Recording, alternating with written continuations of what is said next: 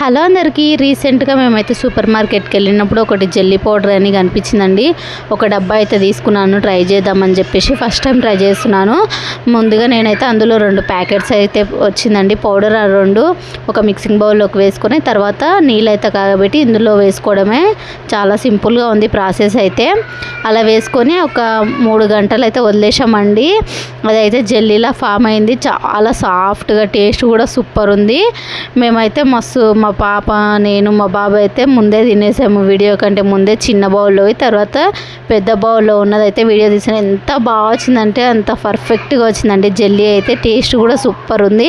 మీరు ఎప్పుడైనా try చేశారేమో comment చేయండి. నేనైతే ఇది ఫస్ట్ టైం, కానీ చాలా బాగా వచ్చింది. టేస్ట్ కూడా చాలా బాగుంది.